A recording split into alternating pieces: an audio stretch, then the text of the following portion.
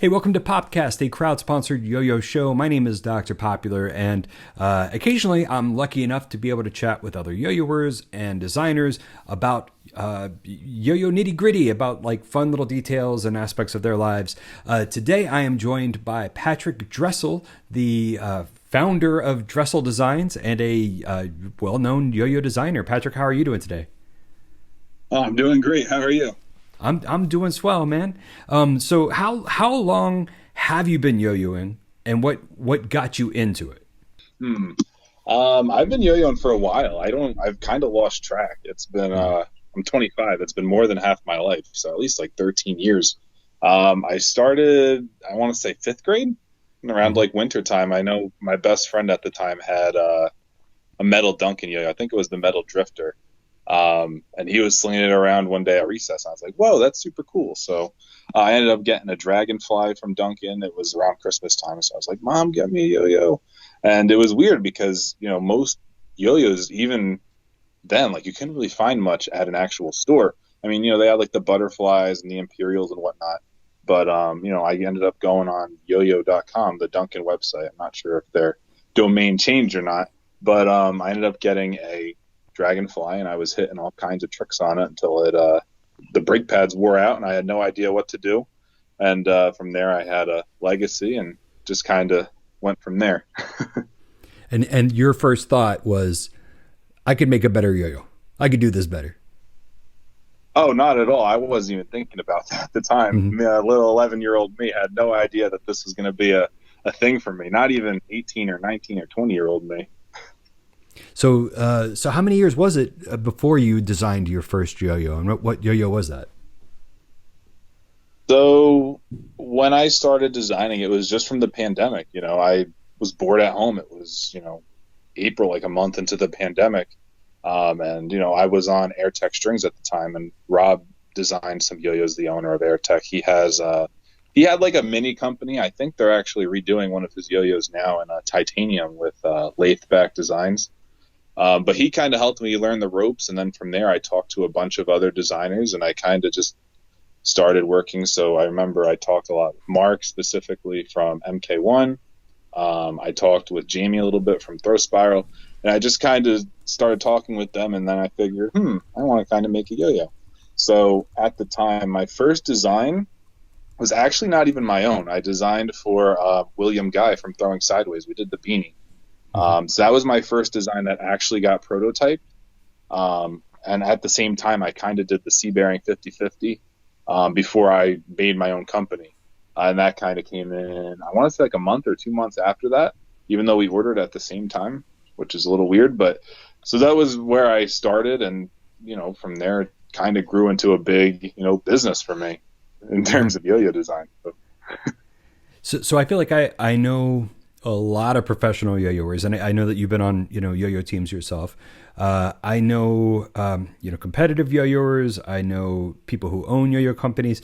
I feel like of all the yo-yoing is already a niche hobby, and of all the kind of niche of the niche, there's yo-yo designers. I feel like that's a small group, and when I think of them, the names that come to my mind are Hadrian Benessoir, who did H-spin yo-yos, and we did the Bolt Part 2 together, and I think we might have done some other stuff. Sean from One Drop is like somebody that comes to mind. Although sometimes when they have like a yo-yo company, you don't think about as much as like the people who kind of do alternate designs for different companies. And Jeffrey Pang, who's designed a whole bunch of Caribou Lodge, and obviously a lot of stuff at Leftfork. Who are the designers that you think of? Who are your favorite designers in the hobby? Yeah, so somebody who designed a lot, and unfortunately I haven't really had the time to really talk to them that much, was Zach Lerner. Like, for example, he did a lot of early G2 stuff from my knowledge, and he did a lot of other early yo-yos that were, very big deal, and, were pretty much popular yo-yos in that mid-2000s. New Age, again, I think of people like Mark from MK1 who, they're always pioneering and always pushing forward with cool designs like the Red Blood Cell. And, he has a very awesome design series on the Spyglass, and just he's making it very open knowledge. Kind of before the pandemic, there wasn't many sources. I mean, Zach had his source, which is where, I learned a lot from. Besides that, it was hard to find information on designing. So those are the big two when I really think of designing. But, Jeffrey, like you mentioned, is very, very awesome. The guys at One Drop, just the side effects in general is such an amazing, concept. All of those guys that you mentioned too are just phenomenal in what they do. Yeah, shout out to Mark MK2 doing interesting stuff. Did he do the tape measuring yo-yo? Was that him? I don't think so. I don't remember what that company was. They're like Yeah, they're in Sweden or something, but that was yeah, a really cool one too. I can't remember his name, but he yeah. has some cool yo-yo.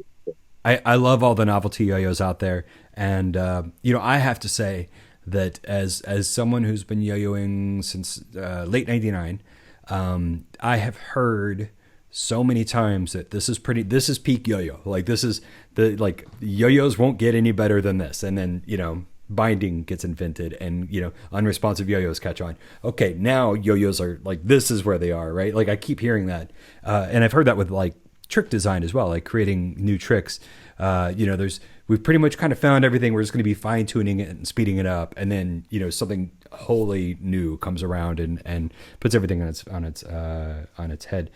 So it's kind of fun to see yo-yoers trying these novelty yo-yos, and I feel like that's maybe kind of what you're trying to do to an extent too. You're not like making a square shaped yo-yo or something like that, but I feel like you often, when you release a yo-yo, I can kind of tell like you were trying some experiment of some sort. At least that's like how the 50/50 felt.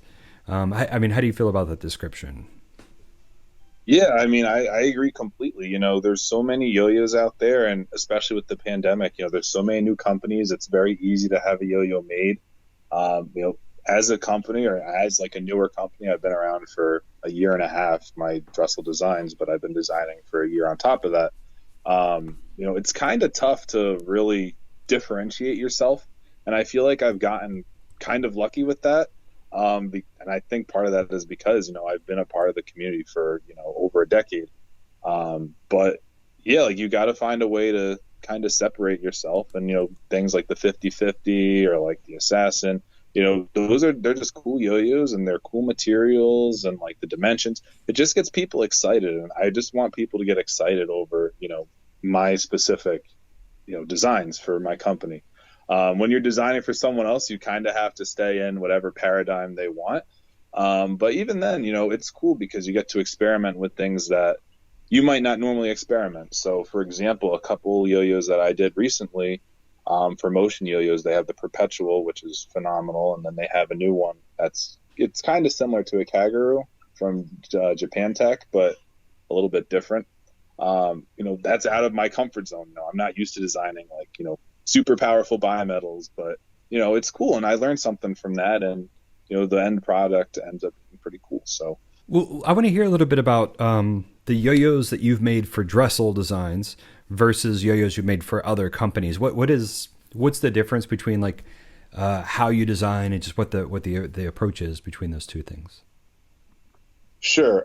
Usually when someone comes to me with a design, they usually have an idea, in place, like, hey, I want some type of, very competitive, wide, W shape, right?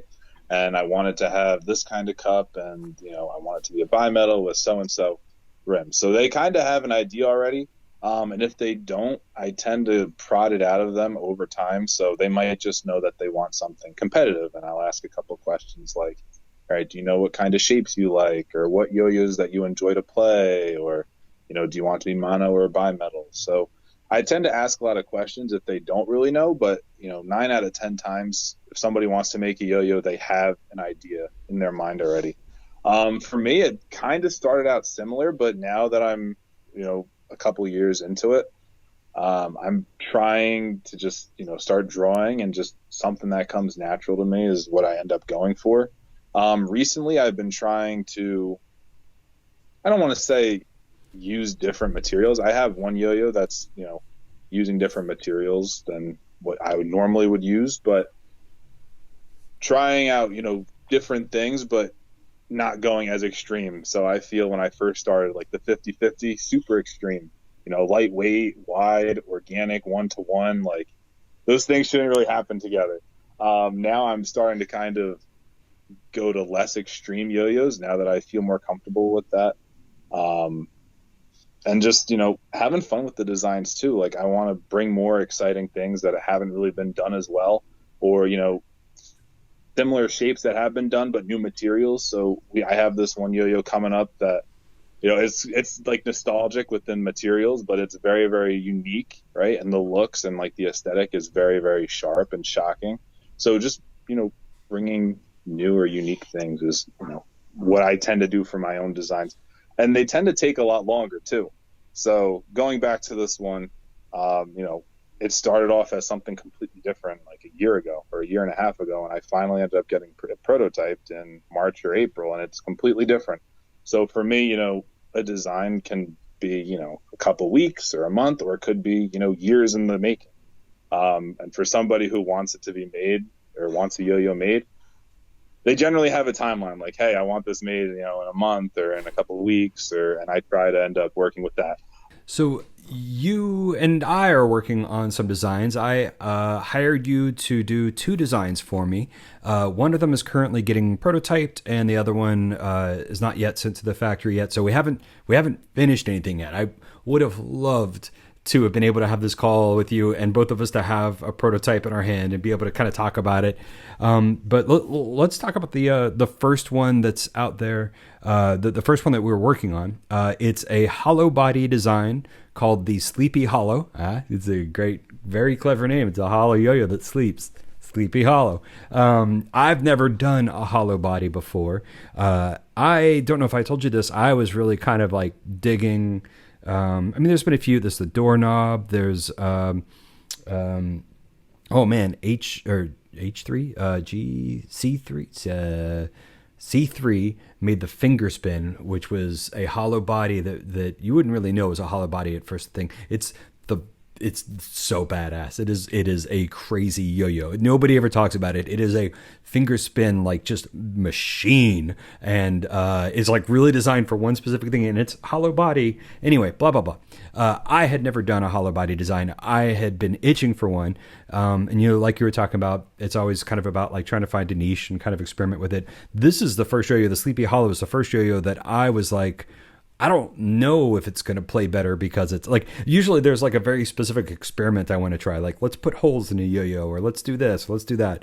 And with the Sleepy Hollow, I'm just like, I've never made a hollow body yo-yo. I don't know. Let's try it. So this is the very first time that I've kind of just done something quite like this without really knowing why. But I'm still excited about it. Like, I think it's going to be fun. And, I was playing with the Yo-Yo Factory Edgeless Evan Nagao hollow body. They've made 2 versions, one that's 2 pieces of aluminum, and one that's aluminum shells with the caps being plastic. And those are pretty dope. And I think that's why I was like, okay, I'm going to try this.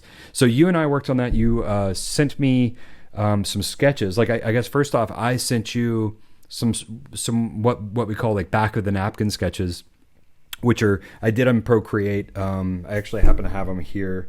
So like, I'm sure that's kind of hard to see or whatever. I'll put it up on the screen as well. But basically just here's kind of the profile. Here's what the insides look like, because it's hollow body. And, here's the metals that I want to use, and the width and the weight. Is that kind of how most of your clients, like, is this more detailed or less detailed than you usually get? Yeah, that's very detailed. I was very happy to see that. Like, you had an idea and you knew what it was going to look like. So yeah, it made my job a lot easier. Like I was saying a couple times, you have to kind of prod the information out. Like, usually the customer knows what they want, or the person that wants to design the yo-yo, they know what they want, but sometimes they just don't know how to really share that. But I'm with you. I think it's going to be an epic yo-yo, and it was my first time too doing a hollow body, so that's why I was asking questions. And I even noticed FPM made a couple changes to what I did, which was neat, because now I know, for example, they had the little air pocket there that I had no idea. So now I know for next time. Yeah, so FPM, I can't remember the full name, but they're a factory that I used for the Icarus and the Sean Exploder. I think they're a great factory that gives you very good results. I think they might also be a little more expensive than some of the other factories. And now that I've worked with some of the other factories and gotten a lot of B grades, from them, I kind of understand what that price is. Cause like, I feel like in the end, I kind of ended up spending, with FPM, I've never gotten a single B grade. It's like, here's, the yo-yos you asked for them. None of them have scratches. None of them wobble. They're all great. And with other companies, you might roll some dice and luck out and get no B grades, but oftentimes you'll get a few, kind of in there. So, what happens oftentimes when I'm working with them is I'll send them a similar sketch to what I sent you, which really shows the profile and the weights and everything, and they just kind of turned it into a CAD file. It was kind of a first for me to send them a file, to hire, someone to do it, and then also send it to them because they're going to make some tweaks too. And yeah, that is going to be interesting. Have you worked with FPM on, like, have you done anything with them outside of this? Yeah, so usually that's the shop that I recommend to a lot of my clients that, if they're first time, because they make the process, like you said, it's very, very easy to work with them. They're very responsive. Their product is, the highest quality that I've seen. Their price is a little high, but for the most part, you're getting what you pay for with them, very little, if any, B grades. Me personally, we did the Fusion with them, which I don't have near me. I should have grabbed some of my yo-yos. And I'm also doing a mystery yo-yo with them. That's going to be a Black Friday thing. So that'll be pretty unique as well. Cool. Wow. A mystery yo-yo coming up Black Friday. That's exciting. So looking at the CAD files you sent me here. So first off, we have just basically kind of the detailed blueprinty architecture or architect kind of mock-up of showing the curves and all those joints and stuff. I'm going to put that on the screen for the final video. And then we have this profile picture with black matte anodizing and silver caps. I think I originally, when we were talking about the Sleepy Hollow, I think one of my design goals, and we might still do it, but it sounded like you talked me out of it, like, because it sounded like it was a dumb idea. But one of my design goals was to make the first by aluminum yo-yo. So I wanted to have two types of aluminum put together versus like one type of aluminum or aluminum with brass or something. I was like, no, it's like two types of aluminum. And I think I was suggesting 60-61 for the inside and 70-75 for the outside. My thinking being 70-75 is 60-68, right? My thinking being that the denser aluminum will take beating more. And I didn't really, yeah. Do you remember why you were saying that it'd be better to pick one or the other? Yeah, so basically what happened was I drew it out, like you said, with the 70-75 for the body, and then the cap was 60-61. And what happened was it ended up weighing like 70-something grams.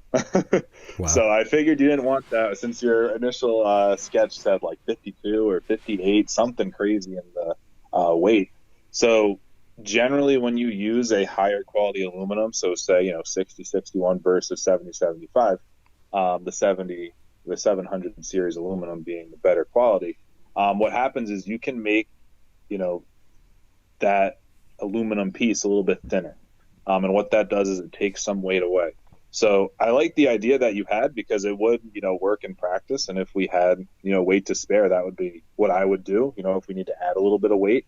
But what happens is if you use 70-75, you're able to take some of that weight away and put it, more where you want it, or just take it away, which is what we ended up doing.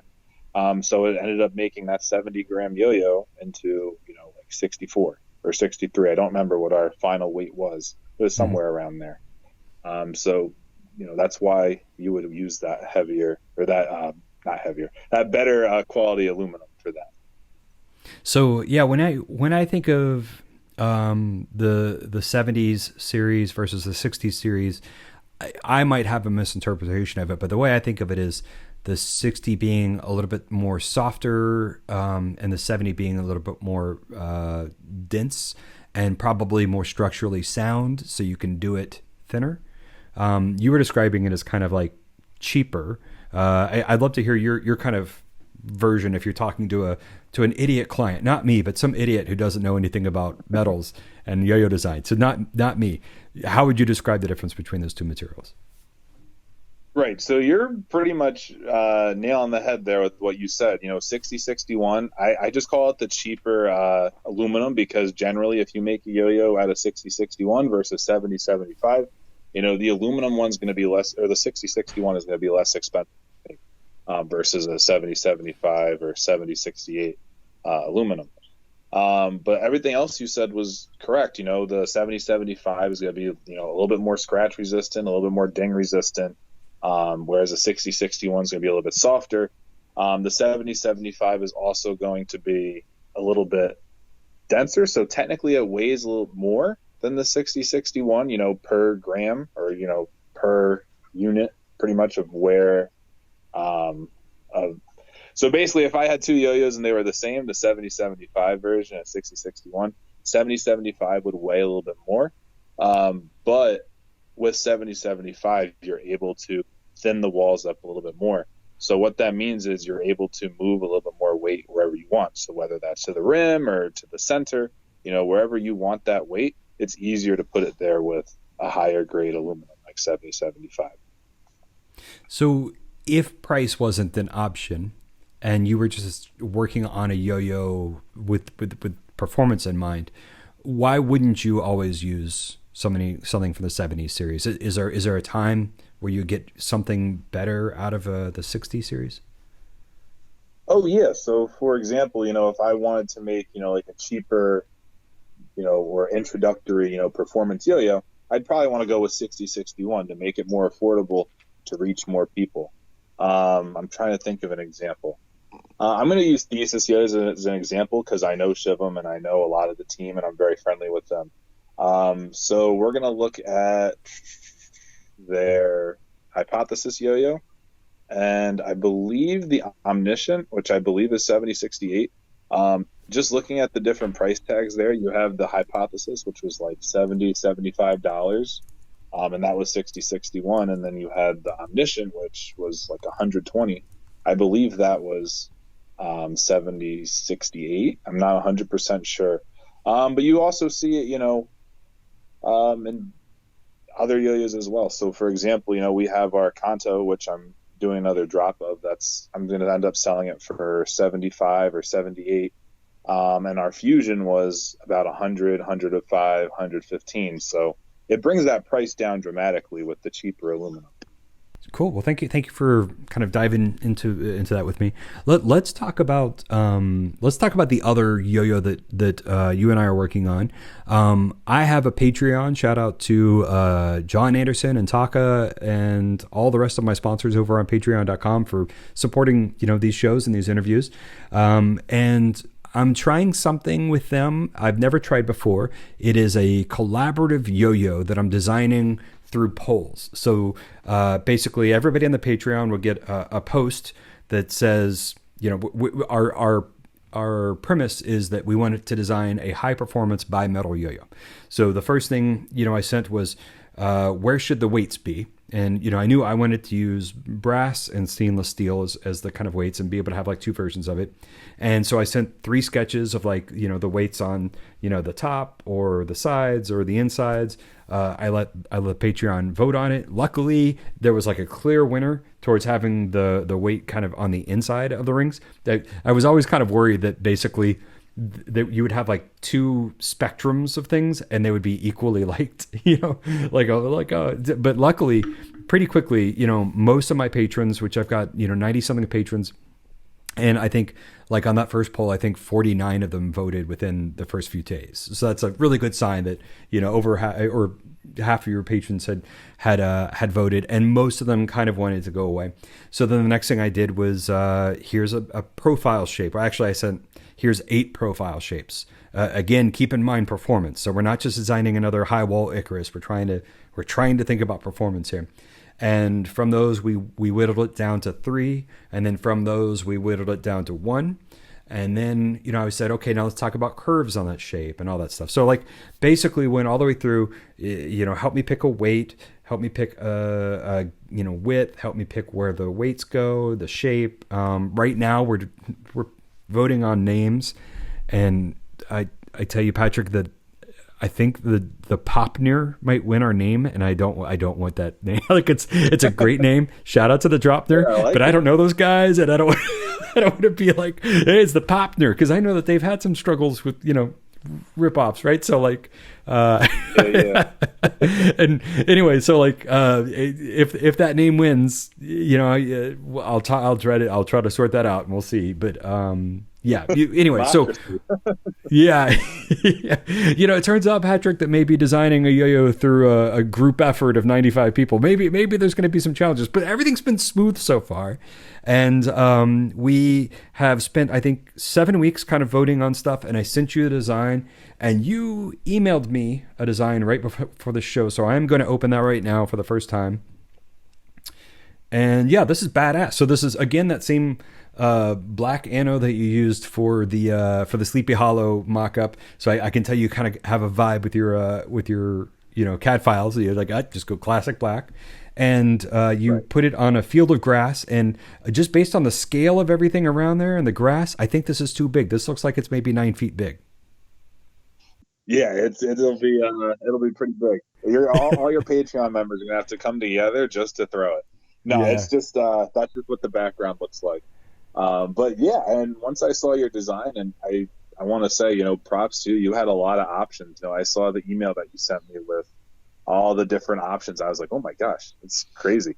But I really like the one that everybody ended up choosing. It kind of reminded me of like a 420 mixed with like a Collab band, which I feel like would be really sick. And adding on those bimetal rings on the inner, would be neat. And I'm very excited to work on it. So you can kind of see that inspiration there in the profile. Didn't work on the cup just yet, but that's going to be my next step, and trying to get the weight and everything just where you want it. But all the specs are what everybody voted on, the 54 by 46. So yeah, I think it's going to be awesome. That's killer. I love it. So, like I said from the beginning, and I told this to the Patreon guys, like, I'm not trying to create another Icarus, because the people who like my Patreon and like my yo-yos are also, they have the same taste as me. And I obviously like high wall. Like, I mean, all my yo-yos have, high organic walls. It's a thing. And I'm like, with the exception of the Sean Exploder, which was designed by Sean Garcia and myself. So this was an attempt to branch out. I'm really trying to make a performance style yo-yo. And when I think of performance style yo-yo, the like bimetal, I think of the brass Banshee is probably my favorite in my collection. And I've got some other nice ones too, but the brass Banshee is definitely like my go-to for this. Comparing something like that, or even just hearing the terms like, high performance bimetal or competition bimetal, what things do you think we got right with this design? And what do you think we might have gotten wrong in terms of thinking performance, like long spinning, hitting tricks? Right. Well, the long spinning part, I think as long as you have some type of weight ring there, which, you guys are having brass and hopefully stainless steel version too, would be sick. I think you kind of nailed that one. I would probably try to make the walls a little bit smaller. In your design, it's a little rounded there. Generally, you want smaller walls, a little bit more open of a catch zone, kind of like the Sean Exploder. And that's for a couple reasons. Number one, it helps land the string a little bit better on those, difficult tricks, whether it's a banger or a tech trick. If the shape is a little more open, it's easier to, hit the yo-yo. So like, your high wall yo-yo, you're amazing yo-yoer, so you can probably hit all your tricks with blindfolded.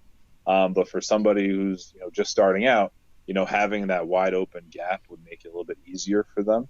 And then number two, it just cuts down on the friction, right? So that string rub, if the yo-yo is not perfectly centered, having a more open shape would make it a little bit harder to tilt it off plane or get it off balance. Whereas, a higher wall yo-yo, technically you have more control over, which, when you were yo-yoing back, with responsive and when things were just, getting started with those high wall shapes, you were able to kind of control, which way the yo-yo would tilt, or, if it did go off axis, you could kind of tilt it back to the center, which I feel is kind of like a lost art almost nowadays with all those high performance, low friction yo-yos. But having no friction at all makes it a little bit easier to keep it on plane in the first place. But with that said, you don't need that much. The shape doesn't need to be that open. Even the 50-50, I had a lot of people tell me like, wow, this is a stable yo-yo. And I was like, okay, I didn't really design it to be like that, but I'll take it. So I think it'll turn out to be pretty good and also fall into a unique category where it's, going to be very performance oriented, but also very comfy, very fun to throw with that, unique shape there. Cool. Like I said, this was voted on, and I think there is definitely a hive mind of, I think collectively, even when I'm trying to think,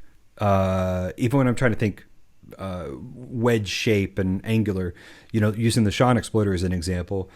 Sean sent me this kind of wedge shape, kind of with steps, but very angular design. And the first thing I did was design perfectly smooth bowls, right? Like I was like, so I always kind of come back to smooth organic shapes. And, in that particular example, I think that looks awesome to have those angular outside and seamless inside. Like that was the thing FPI and I worked on. Yeah. Just trying to get it. Like they kept sending me stuff where I was like, no, I see a line, smooth it out. Like I want just a totally smooth thing. I think, even when we're trying to be, this is a competition yo-yo just for hitting, technical tricks, I think we still kind of in our minds, speaking for the whole Patreon, imagined how it would feel in our hands, like that rounded shape, like I had these different options out there, and I kind of imagine people were like, oh, I don't want to hold that. I want to hold this. So hopefully this is still a fun yo-yo. That's kind of the main verb I try to go for with my yo-yos. A lot of my yo-yos are floaty, but the main thing I'm going for is just, this is the yo-yo you want to grab on the way out the door.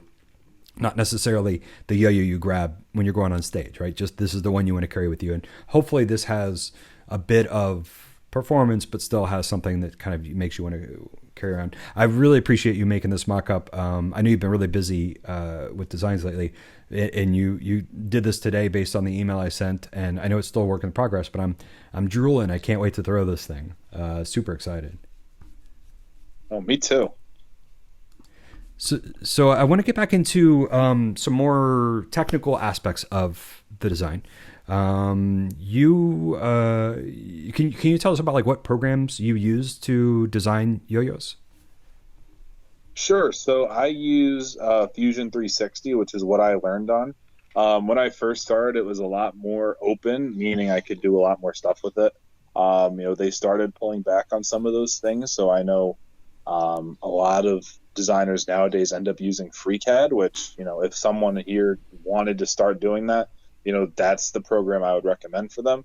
I just don't feel like relearning a whole new program now that, the pandemic is kind of coming to an end or weaning off a little bit. And, I'm at work, I'm doing all this other stuff. I just don't have the time anymore to learn a new program. So I stick with my Fusion 360 like a grumpy old man who doesn't want to learn anything new. When you're sending files to factories, is it a pretty standardized process, or is it something that each factory does slightly different? I would say that, each factory will take, a couple different ones. I think a step file usually works. OBJ sometimes works. I like to use a DXF file. And usually, at least with Fusion, I know you can pick kind of which file type you want it to be. Not sure with FreeCAD or any of the other programs, but, for the most part, any of those three, any shop will pretty much accept that. And sometimes, if one file doesn't work right, or the machine shop's like, hey, we can't open your file, or the changes that you said you made aren't there, sometimes I'll just re-export it, but I'll use a different file type, and that'll usually take care of it.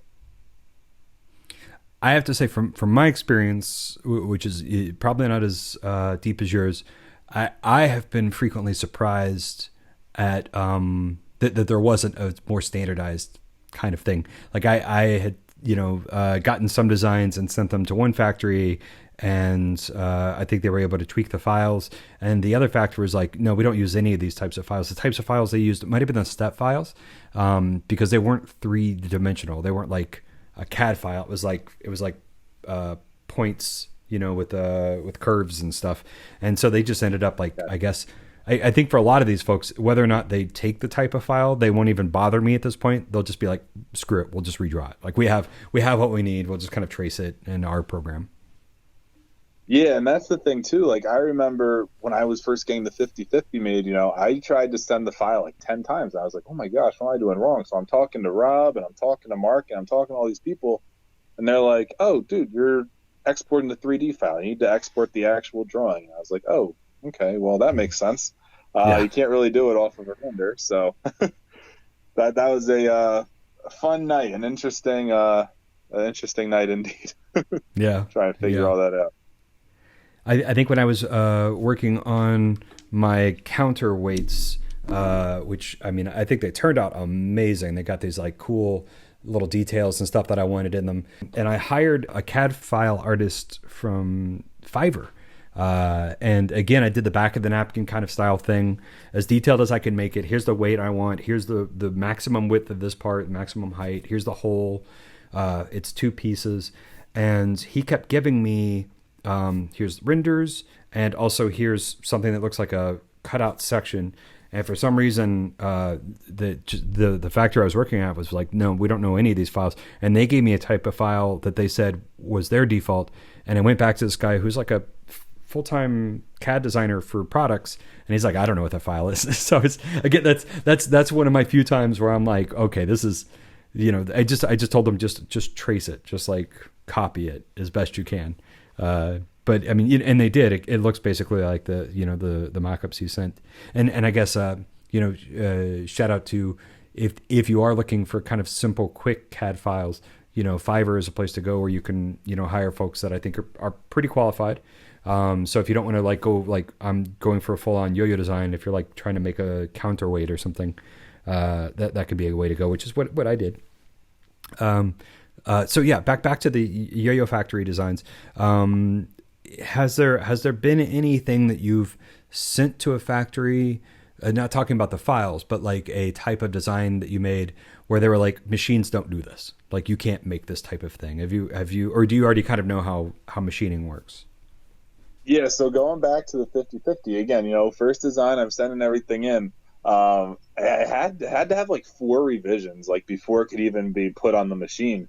The reason being, again, I grew up yo-yoing back in like 2008, 2009, where like huge spikes were the end, right? Like Spy was throwing on huge spikes, General Yo, and those are my favorite yo-yos back in the day. Like the Punchline had this gigantic spike, General Yo all had spikes. So I wanted my yo-yo to have a huge spike. And because it was so small and so wide, the actual tool just couldn't fit in to make that spike. So I had to make the spike a lot smaller, and I had to tweak the rim a little bit. So that was my first, encounter with that. Since then, I kind of joke with some of my friends. So Damian Puckett, one of my good friends that I talk to a lot about designing, he kind of jokes with me saying that machine shops must hate me because all my designs are so crazy and so wacky and like hard to machine or weird to machine. So I haven't really had any others turned down yet. I did have a machine shop kind of yell at me for a second prototype that I did with like a spacer. So I know you've done plastic yo-yos before. The spacer design is very, delicate. There's a lot of moving parts with that. And basically, I wanted to tweak mine just a little bit. And the drawing I sent them apparently was very messed up from what they had. And they were kind of like, what is this? We can't do this. You got to draw it our way. And I was like, oh my gosh. So those are the only 2 real times that a machine shop's been like, no, we can't do that.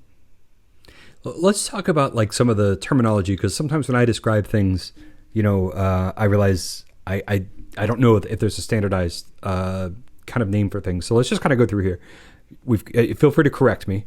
We've got our axle, right? We've got just let me know if there's something I get wrong. Axle. We've got the bearing. We've got the bearing seat, which is one of the trickiest parts to design. One of the parts where you really have to get everything just right. Then we have this kind of between the response pad and the bearing, we have kind of like a little raised area. Is there like a name for kind of just that little gap from the bearing's outer wall? Uh, yeah. I'm sure there is. I can't think of it off the top of my head, but I'm sure there is. I just call it, I don't even know what I call it. It's just a line where it separates that bearing from that response.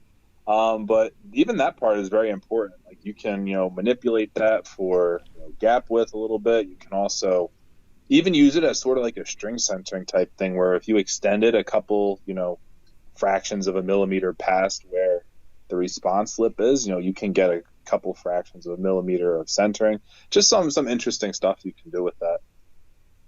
So then we have the response pad and the recessed response pad area. There's probably not a name for that, right? Because this isn't, but like, just the response. You call it like the response pool or the response, like well, pretty much, it doesn't matter. Just, where the response would go. So then what do we like? Would this be the profile or what would you call kind of from here to that response pad? Yeah. So usually when I'm looking at a yo-yo, and I do have one over here, I usually call like this view like the profile. So if you would hold it in your hand, that's pretty much what I call the profile. And then if you look at it from its side, I call this pretty much the cup. And then that centerpiece would be the hub. At least for me, that's how I learned it. So profile, and then the cup would be everything on the inside, and then the hub would be like that center bit. I think sometimes I might also use the term inner wall to describe this area. Oh, yeah. I think profile works. And then, when we're talking about the cup, that's where, like, when I'm talking to factories, things can get, I just feel like I don't have the words for it. Like, when you have a post in there, sometimes I call it the matador spike, or sometimes I call it the nipple. Like, is there a kind of a standardized name for that post? I just call it the hub. I mean, nipple, axle, everybody has their own word for it. Just that general center area would be the hub. Mm-hmm. And some yo-yo designs have like something going out, kind of like a hub or a nipple or the matador spike. Others, like the Icarus and like a million other yo-yos, are smooth, and the difference between those two is basically just how, I mean, obviously, finger spin or not finger spin, but also how much of an axle you can get in there. It seems like people were very uncomfortable not having much axle before. Like, One Drop really wanted to stick to that hub design for other reasons too. I think they also said that it added, really good weight distribution. Like you want some in the center. I'm just kind of curious if you have any thoughts about, like, when you're designing something, do you even care whether it has a post or not? Do you try to get a post in if possible, or do you think that's not really necessary? Yeah, I mean, axle length is super important. I mean, without your axle, you're just going to fall apart.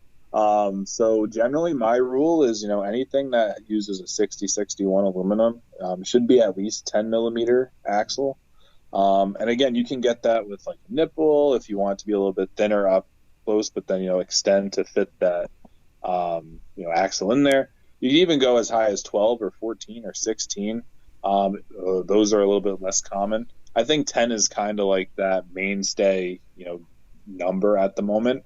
If you go to 7075 or 7068 or titanium or steel, you can use a 8 millimeter or sometimes even a 6. I wouldn't personally use a 6, but there are people that do use 6 millimeter axles. I would say 8 pretty much for titanium, or 7075 or 7068 is the mainstay for that. But again, I mean, it depends on your design as well. And, earlier we were talking about bimetal, and I had my Patreon members kind of vote on where the metal should be. If you were to have the metal on the outside of the ring versus kind of on the inside of the ring, is there kind of like a terminology for that? We just call it outer ring. Basically, if it's on the outside. So this one, the Kanto, is an outer ring because that ring is on the outside. If it was on the inside, we just call it an inner ring. But there's not too much difference. Generally, with an outer ring, you'll get a little bit more of that powerful feel, that more like inertia type feeling. An inner ring, because the weight's a little bit closer to the center, it tends to feel a little bit more like a mono metal, but it doesn't mean you can't push the weight up and still have it perform and play, more like a performance yo-yo. That's interesting. And then also, since we're talking about parts of yo-yos, and because I can't not comment on it, on the shape that you have, you also have that Schmoove groove there. It looks like, and every time I see a Schmoove groove, I just have to like call it out. I love Schmooves. I'm trying to think of other things. Was that? Yeah. Sorry, this one's cool because what I did was I kind of took the Schmoove groove and then I used a little bump as well. So I'm holding up a different half here. So basically this bump would kind of help with that control that we were talking about that you get from those high wall yo-yos, while also, reducing some of that string drag. So I love the Schmooves just as much as you. And it was just cool for me to kind of put my take on that, with the Kanto.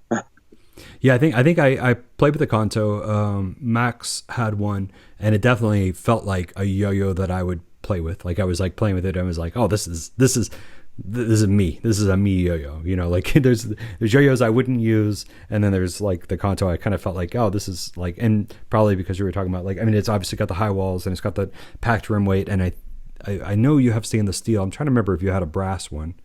Yeah, we have some brass ones. So this half actually is a brass half. But yeah, we're nice and organic. It's not too big, not too small. It's thin. It's fun and it's light. It's nice and easy to move too. And so, kind of talking about on a broader scale, there's a lot of things you could talk about when you're talking about like the profile of the yo-yo. But it kind of falls into, it seems like, main categories. The one that I've mentioned a lot is high wall or organic. How would you describe an organic yo-yo? Usually, just something that's very rounded. Doesn't necessarily need to be like a high wall, but, should have, like some type of like medium wall, or could even be like, a Schmoove groove where it has, a little bit of a wall, but you're not really getting that friction because of the Schmoove groove. And then nice big rounded rims. For me personally, when I think of organic yo-yos, I think of something that's very comfortable, to hold in your hand pretty much. Sometimes with those sharp angular yo-yos that just doesn't feel, as comfortable, your finger can get sucked into the gap.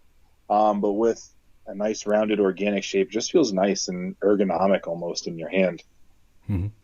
And next up would be, I guess we have, I'm trying to think of like kind of quickly kind of moving through these, wedge shape and H shape. How would you describe the different types of yo-yos kind of in a broad, these categories of yo-yos? Yeah, and it's kind of tough because a lot of yo-yos, especially if they're unique, they kind of pull attributes from more than one aspect. So for me personally, I love H shape because it has a little bit of both. It has that comfort from organic, those big round rims, but it's a little bit more open, a little bit less friction in that center. Whereas with like a W or a V shape, it's just kind of straight angled out, very low friction, very low walls. Usually, a thinner rim, but a lot of weight pretty much packed on that rim. Something interesting too that not a lot of people know is that organic shapes, they tend to have, at least, by design, they tend to have more rim weight, right? Mm-hmm. Just based on their design, because they have that more broad rim, whereas a V shape might have, I don't know, I'm just gonna throw a random number out there, might have like an 8 millimeter long rim, an organic might have like a 12 or 13. So there's more potential for that rim to have more weight. That totally makes more sense. So like an organic shape gets to that outer wall really quickly. It goes really quickly from 0 to outer weight, where a V shape, right, it has all this gradient before it just at the tip gets at that outer weight. You just exactly have more weight packed on here outer than here. That's interesting. That's very counterintuitive. Yeah, because a lot of people, they're like, oh, I love my organics because they're all center weight. And every time I hear that, I'm like, well, they tend to have more rim weight than you would think. But they're also my favorite kind as well, that organic or that H organic. Just because of that reason, because they have a lot of that power with them. Looking back at this Patreon collab yo-yo, it sort of looks like an organic, but it's really pushed out, far away from the string. Is that what you would call an H shape? Um, and again, this is one of those times where it kind of combines both, or an organic, kind of center, but then as it goes out to the rim, it's a little bit more angled, a little bit more of like a V kind of like rim, even though it is very broad. So I can't really put that in, just one shape category. It's got, characteristics of both. Cool. Well, I think that's kind of everything that I had on my list. I did ask you a couple questions from my Patreon sponsors. There's one last Patreon question here, asking what's your current go-to yo-yo trick, and bonus points if you can demonstrate it to Doc Pop. Rather than make you do it here, if you want, you can film your go-to trick, and I'll put it at the end of the video. Is that cool? Like you could do it like sometime in the next few days. Sure. I actually have it on my Instagram. It's this really cool like triangle. So pretty much how it works is, and I would do it right now if I had, if I could move my camera around. But I can't. Like a stand. Yeah. Basically what happens is I get into like an undermount and I twist the strings, and it's hard to explain, but basically it's this really cool twirl. I don't know if you watched the Kanto video I did with my team member Shinosuke, but it's in there. It's like the first or second trick from there. I'll send you the Instagram, or I'll send you the YouTube video for it, and Cool. You can even just throw it in there. It's very unique, very flashy, and it's my style of trick because it's once you learn it, it's simple, but it looks very cool to execute. Cool. Well, thank you very much, Patrick. I really appreciate you working with me on these yo-yos. I can't wait to send you a prototype and hear your thoughts on it. And, hopefully we won't have to go through too many iterations. Like I have a feeling with as much experience as you have, that, probably one or two designs and we'll probably get something pretty good. That's been my experience with like designers, but thank you so much for hanging out. What is a good way for people to kind of stay in touch with you if they want to see the projects you're working on? Yeah, sure. So I had a great time as well here talking with you, and I'm very excited for the designs as well. To reach me, Dressel Designs has been where I've been at on Instagram. We also have a Facebook page where if you don't have an Instagram, you can follow along with that. And I'm usually pretty responsive. You can shoot me a private message or write a comment or anything, and I'll get back to you. But those are the best places to be, if you want up-to-date information on what I'm doing with, my company. Usually for people I design for, sometimes they'll, mention like, hey, Dressel Designs, helped with this, or, we collaborated with Dressel Designs on this. So generally, if you're not sure, you can ask me, but sometimes they have it on their webpage too. Word up. Well, thank you so much, Patrick, for hanging out. Maybe we'll do a follow-up call when both of these yo-yos have arrived. I really appreciate it. Have a great night, man. Yeah, my pleasure. It's been a blast. Take it easy.